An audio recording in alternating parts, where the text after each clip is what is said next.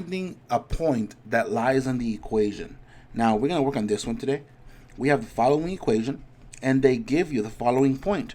Now, if you don't remember, a point consists of an x and a y, and they always go in that order. So how do we know if this is a solution?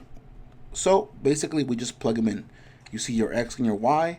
We're going to substitute them with the 0.3/4 and -1.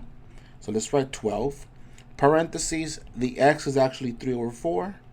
So we're going to replace it with 3/4 minus parentheses. Notice the equation already had a minus, so we just write it down there. And the y itself has its own -1. Watch out for that. Equals 8. Now it's just a matter of simplifying. Now, how do you multiply a fraction? You have to make both of them fractions. So 12 times 3 is just 36. 1 times 4 is 4. And what's a negative times a negative, guys? That would be a +1 equals 8.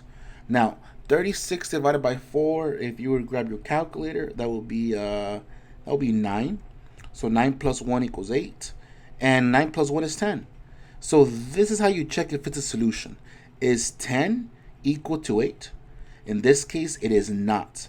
So because both sides are not equal to each other, that means that this point is not a solution. Not a solution. Now that's how you do it with an equation. How would you do it with a graph? You want me to pick 2 points on this graph, and they already gave you the line. Look at you. Well, basically, all you got to do is pick a point that lies on this graph. So look, there's already a point highlighted for you. When my x is 0, right there going down. When my x is 0, what is my y? My y goes all the way down to -5. That's 1 point. And look, they already gave you another point. And you can get any point you want, but just make sure it's actually on the line. When my x is +1, look at that. When my x is +1, my y is -2. And there you have it. Those are 2 points.